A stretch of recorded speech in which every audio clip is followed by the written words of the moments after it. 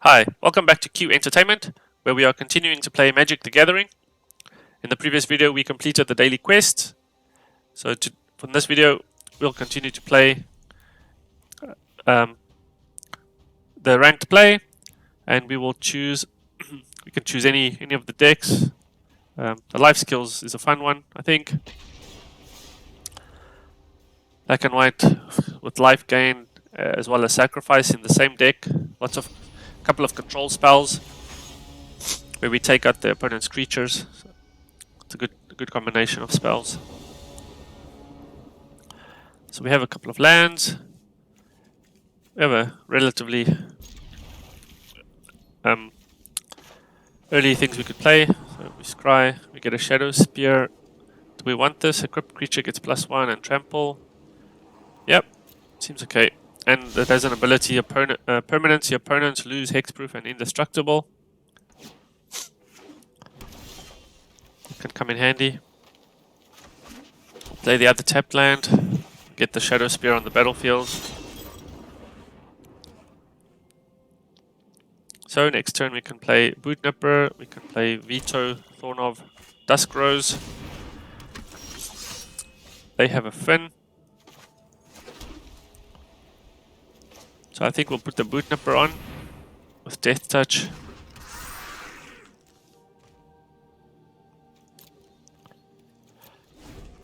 So hopefully we can block anything they have with Death Touch.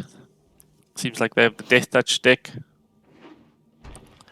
With Fin, they just need to do 5 damage. With Death Touch creatures, because every attack gives counter. They also have Hooded Blightfang. Whenever a creature you control with Death Touch attacks, each opponent loses 1 life and you gain life. So that's also quite annoying. The Speaker doesn't really do much at this point. Let's play Veto. We won't attack. Sort of leaving the Boot Nipper as a blocker for when the opponent decides to attack. This lifelink ability will be useful if we get to play the Griffin. The opponent plays a Binding. So we don't really want to block.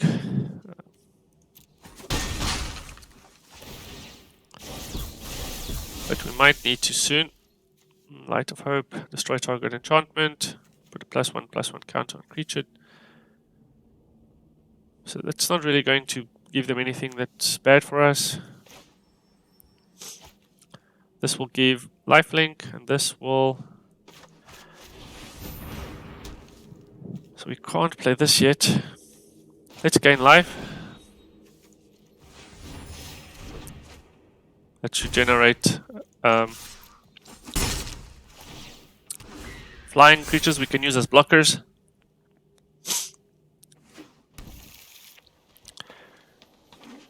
Because at this point, any Death Touch creature that hits us, we get a poison counter. And just 5 poison or 10 poison counters, and we lose.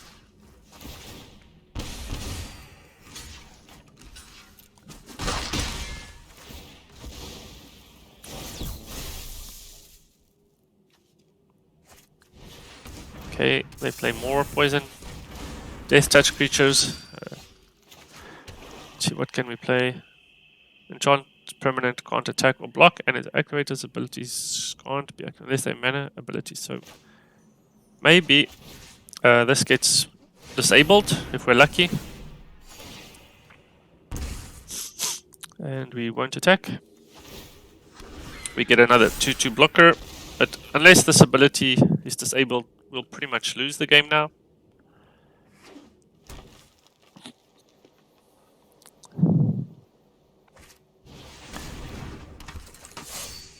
Okay, they played another Fin, and then they chose the wrong one, I think.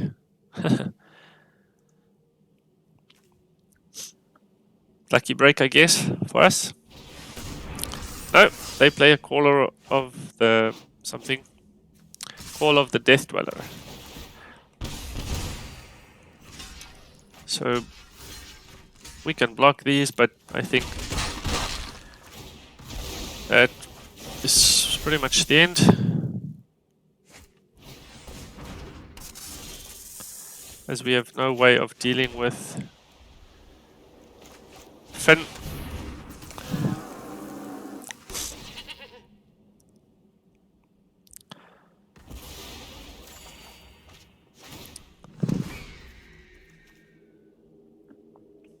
And this is Menace, so we can't block it even if we wanted to.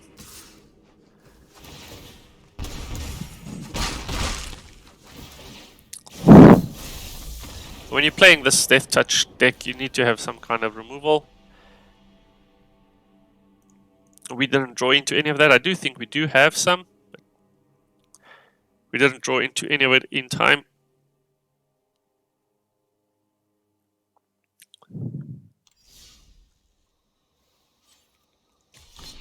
Play more.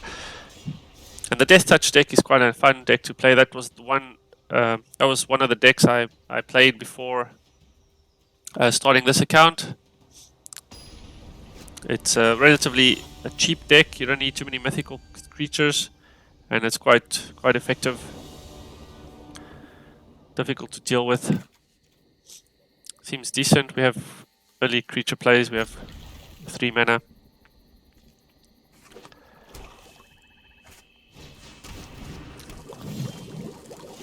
Running if I need to play the tapped land first, or do I want to get a creature on the battlefield? The opponent played a Witch's Cauldron. Anointed Chorister. Do we want... Let's play the Chorister, get him on the battlefield.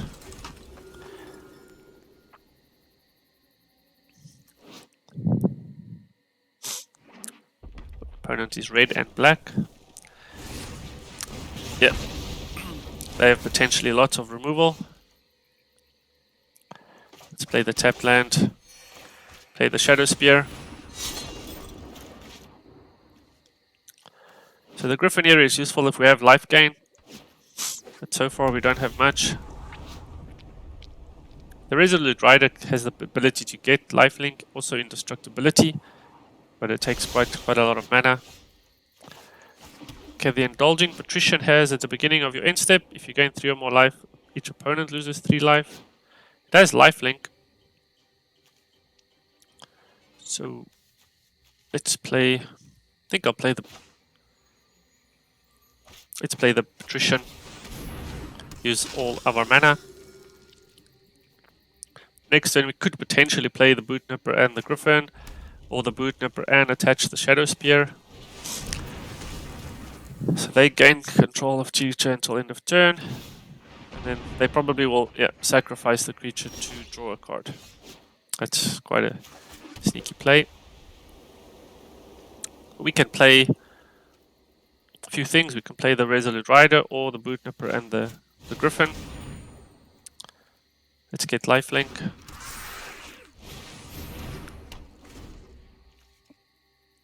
So if we are able to attach the Shadow Spear to the Bootnipper and attack, we can trigger the Griffin Ares abilities.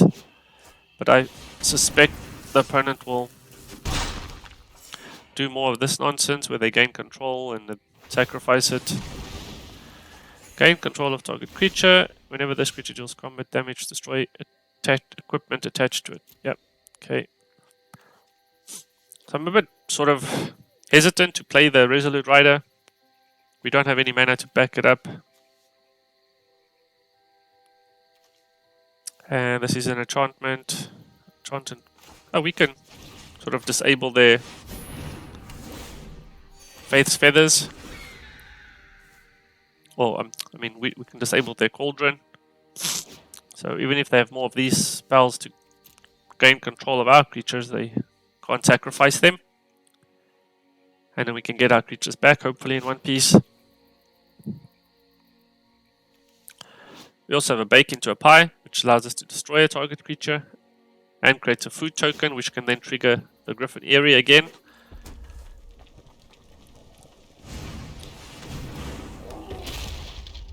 Okay, the opponent plays Giant. So we can't Bake the Giant yet. We can gain 4 life, or we can play the Resolute Rider. We can also equip this thing. This gives us +1/+1 as well.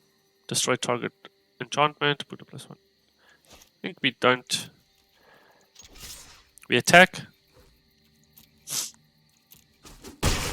This will trigger another Griffin. And potentially, if they attack, we can use this to add 1/1 to this Griffin and block their giant. But it's flashing. Often means they want to cast something.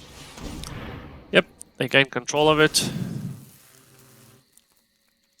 So, yep, they attack, do a bunch of damage.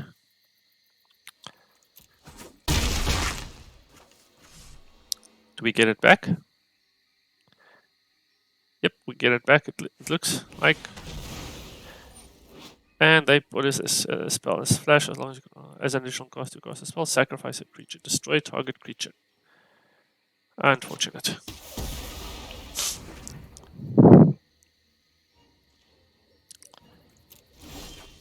Okay, wanted. We need a black land to be able to bake this thing into a pie. So we could play this to gain the 4 life and trigger another Griffin.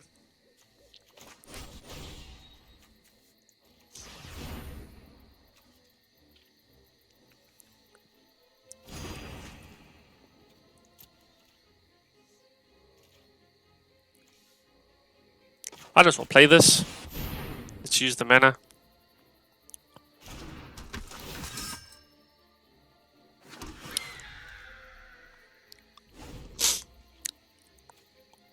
Maybe the opponent doesn't attack because we have the Resolute Rider. Perhaps they do. It would be good if this can survive 1 turn at least. We can give it lifelink or indestructibility if we need to. But they gain control of it again. Gain control of target creature until end of turn. Untap that creature. They have something that creates rats, and then when they sacrifice rats, they gain control of target creature. Let's not block. Don't want to kill our own rider.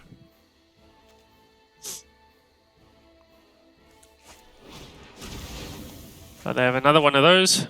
Unfortunate. We still don't get the black land we're looking for.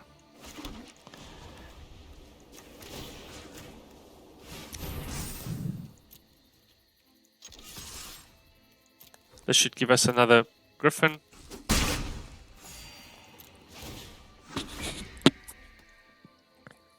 Another blocker. Potentially another thing the opponent can steal as well.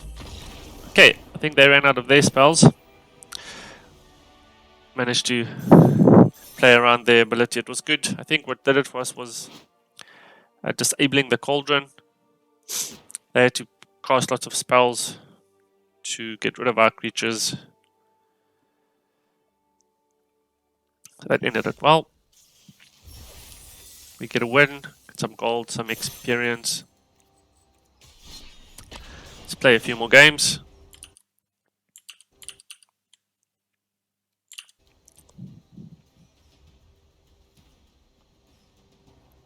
So I think there's a new collection, a new set coming out soon. New cards. So it'll be interesting to see what comes out of that. If we'll still be able to be competitive with what we have. Maybe new decks get created. So not a lot of land, but we do have 3 early plays. Hopefully within the first 3 turns we get to draw land. Get the spear on the battlefield. I must say this spear proved to be more useful than I would have thought. It's not something I would think is useful, just gives a +1 trample and lifelink. But with this Griffin area it's pretty useful. They get a Dusk Wielder and we get a black swamp, we get a black land. Let's put the Griffin on the battlefield. So next turn we could potentially trigger this to gain 4 life, get a Griffin, and then we can equip it subsequent turns if we want.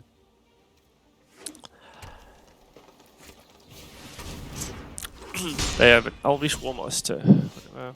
more elves into the battlefield. Create a 1/1 green elf warrior creature token. Okay, so this will give us 1 life. Let's play the untapped land. So both of these are useful blockers. Let's play this one. Whenever we gain life, the opponent loses that much life. So next turn when we play the tapped land, it will be a bit of damage.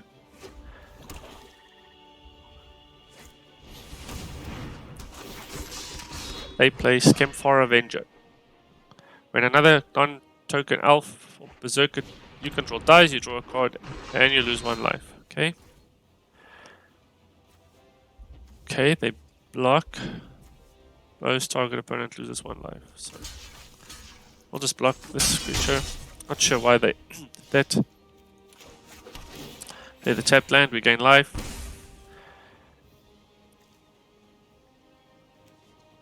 So I think I'll trigger this for the 4 life.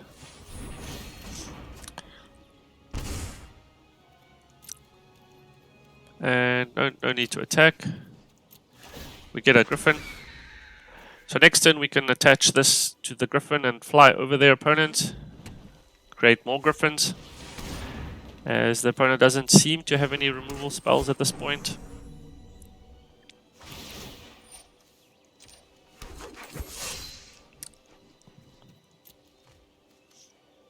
Ah, it looks like I could have actually attached this now.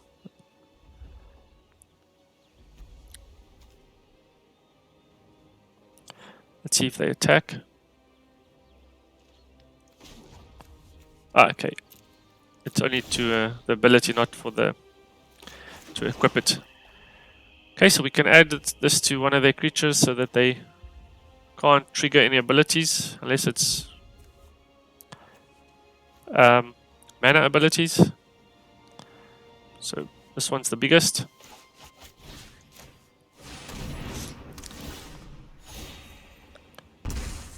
Doing it mostly for the life gain.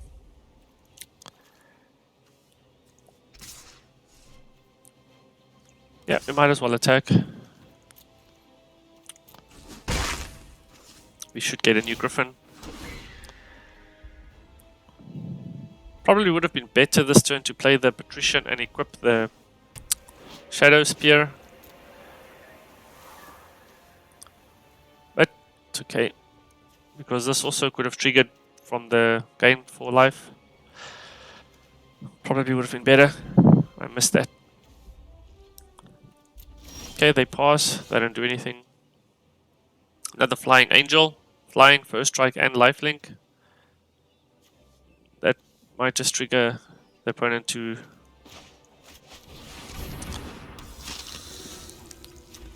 concede. Let's equip the thing to the griffin. And we attack. And all the triggers stack up and we life gain the opponent to death. And we rank up. Silver tier 2. That's relatively good considering it's all just based on just using the default decks. Play another game. The default decks are pretty good. Even when playing against opponents with custom decks. Oftentimes these default decks are they're good enough to win. I think they've been crafted quite well. Okay, so we're a little stuck for land. Hopefully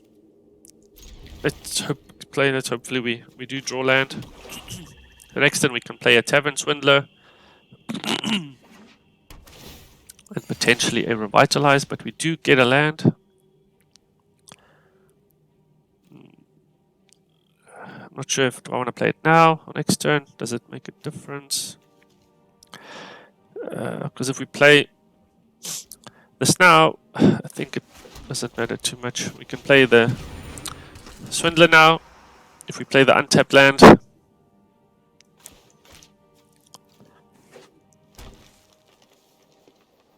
Freedom left turn. Okay. Okay, so that ended up being okay. We can play another Tavern Swindler.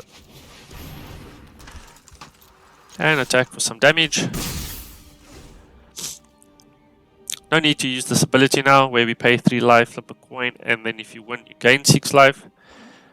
That will work really well with the Griffin Eyrie. In the meanwhile, the opponent has been playing lots of lands. They're green and blue. Witching Well. When Witching Well is battlefield, scry 2, and then they can sacrifice it to draw 2 cards. Okay, let's play the gold.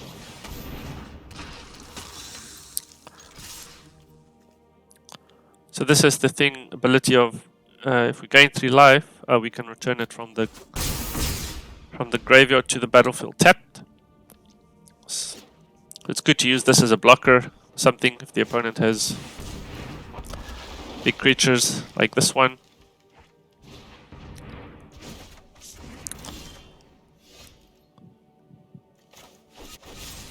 So let's get rid of it, because as soon as that thing starts blocking and doing things or attacking, we'll be in trouble.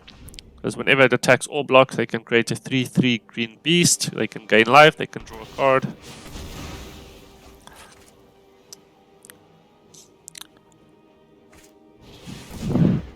They cultivate more.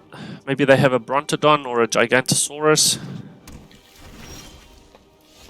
Means we might have limited turns to be efficient.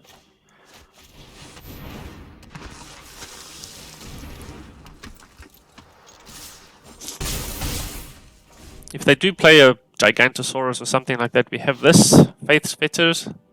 Enchanted permanent can't attack or block, and its activated abilities can't be activated unless they're mana abilities. So. Okay, they sacrifice their land to create a 2/2 wolf.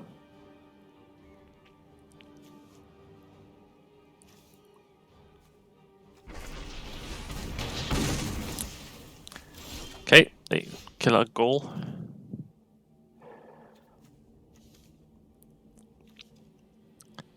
I'm thinking to add a 1/1 counter.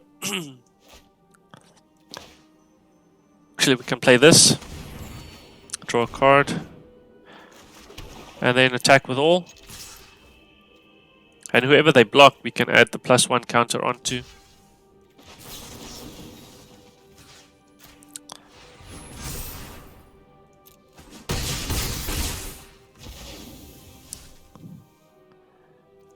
In turn, and the goal comes back because we gained life from the. Yep. Guess the opponent didn't have any of their big creatures in hand, so they concede. That was a quick game. Guess we could play one more.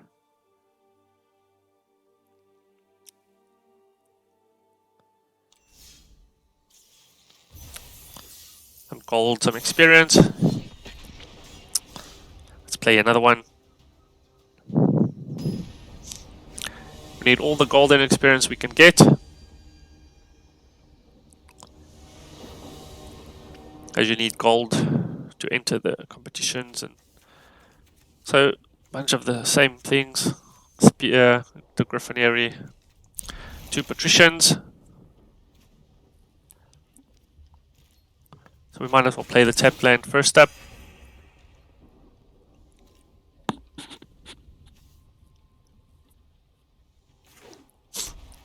Next turn we can play either of these. Okay, they run out their giant killer. Not sure why. I mean, they could keep this instant ability destroy target creature with power 4 or greater. It's called Chop Down.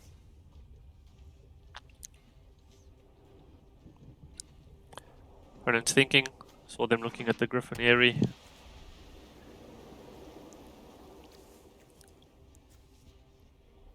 Opponent has some snowlands. They play a second giant killer. Okay. It has a good ability of it can tap a target creature. which can be quite annoying for us to try and attack. So we can play this. Even if they tap it, we can activate this ability to sacrifice it, draw cards. If we're able to then gain life, it can come back to the battlefield. That's a pretty useful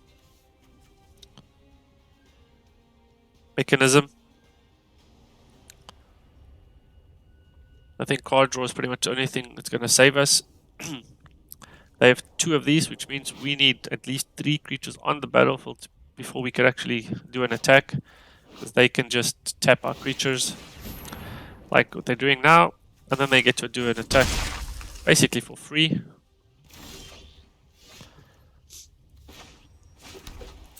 Let's activate his ability. Draw another card. Chorister, lifelink. The speaker.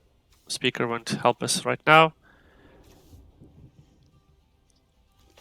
Let's play the chorister.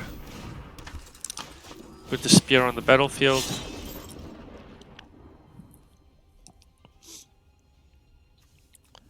Opponent doesn't even need to tap chorister. They could just attack.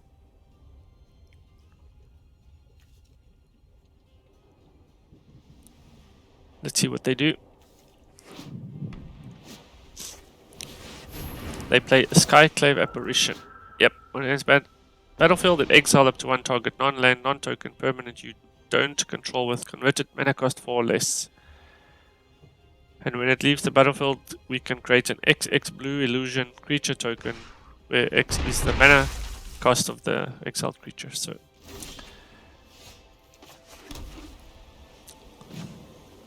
you can play Patrician, and we can equip it.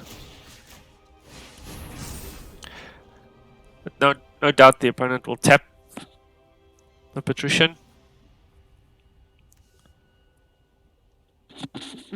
Hopefully, if they do tap it, they tap it in their turn, so it untaps in our turn. But there's a chance they don't and they tap it in our turn.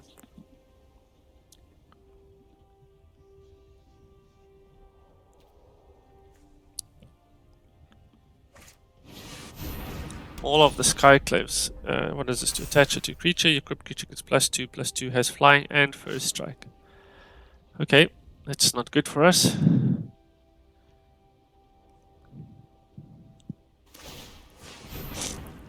Okay, they tap our creature. Okay, they play that way. This is not going to help us at all.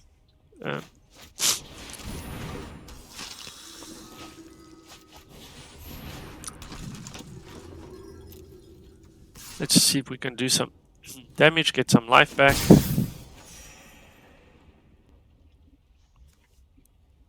It's not enough to trigger the Griffin.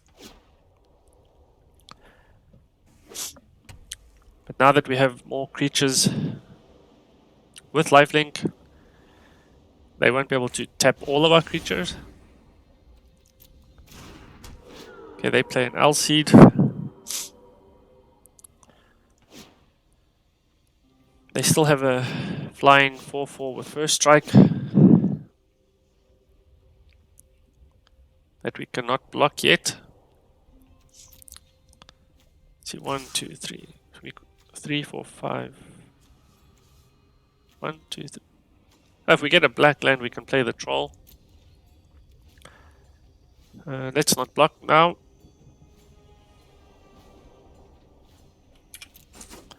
Looks like they're saving their giant killers to probably tap in our turn.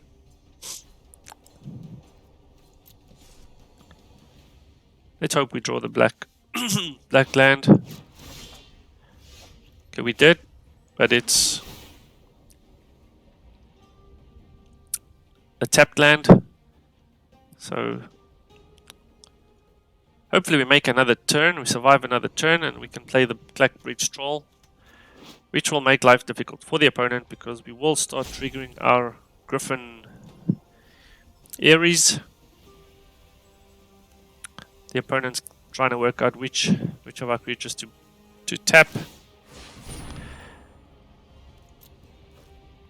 They tap the speaker. Not really sure why.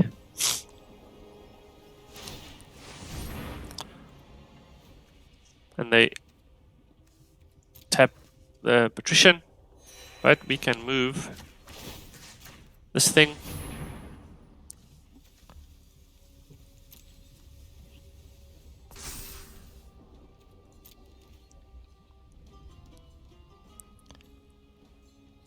And then we can attack to get some life back.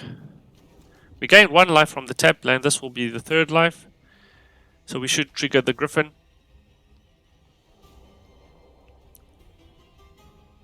Not sure what the opponent is thinking. Oh yeah, and the patrician's ability. Well, the opponent will lose quite a bit of life. So whenever you gain 3 or more life, the opponent loses 3 life. We also get our silver smoked gold back from the graveyard. So we just need to survive this turn. And I do think we could, unless the opponent has another maul potentially. Okay, they play a Faceless Haven. It's going to do 8 damage. Or 8, 9, 10, 11 if they attack with everything. Which is still not enough. So it's 8, 9, 10 damage at the moment. If they were to attack with all. Hopefully they don't have any more pump spells.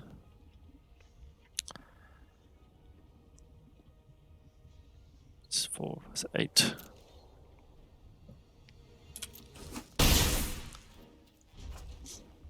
Not sure why the opponent would do that. They pretty much have no blockers at the moment. Do we even need to? It's 1, it's 3, 4, 5, 6, 7, 8, 9.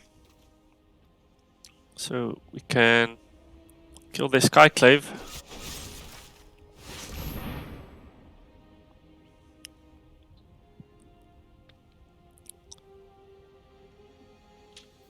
I don't think playing the Clackbridge Troll would have helped us at this point. They could still fly over with the Skyclave Apparition.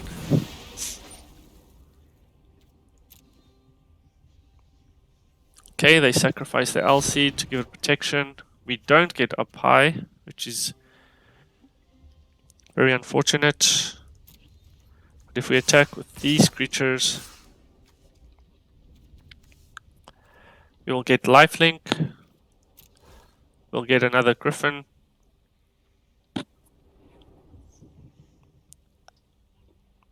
We should not have attacked with both of the patricians.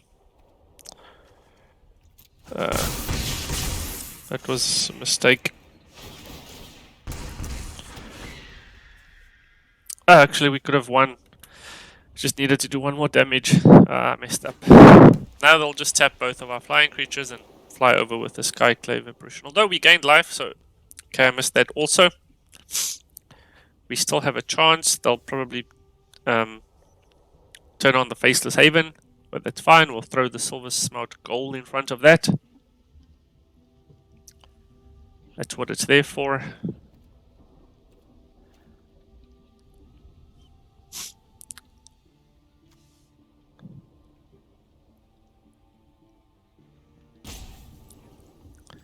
Yep, the opponent doesn't know what to do. In fact, next turn we could just play the Troll, and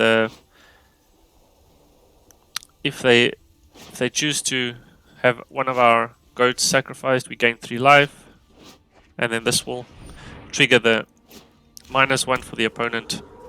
So if we can survive this turn, we should win.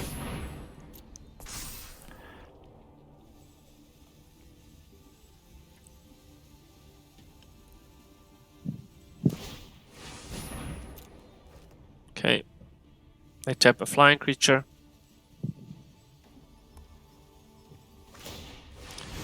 I tap the other flying creature.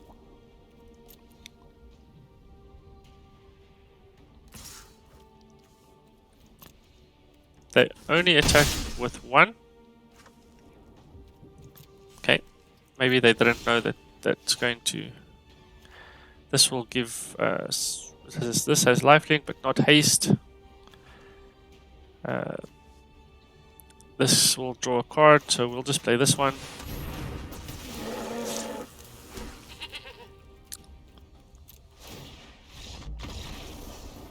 And the opponent concedes. I guess we just had to attack, but that's fine. We win another game, get a bit of gold, bit of experience. That's what we're looking for.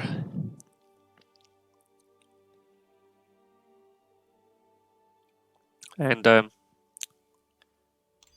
think pretty much, yeah. And we get a card as well. Trail of Crumbs. When Trail of Crumbs enters the battlefield, create a food token. Whenever you sacrifice a food token, you may pay 1 mana. If you do, look at the top 2 cards of your library. You may reveal a permanent card from among them and put it into your hand. That's pretty useful. Sort of like a scry and a draw card combo there. Okay, I think I'll end the video there. Hope you enjoyed that. See you in the next video.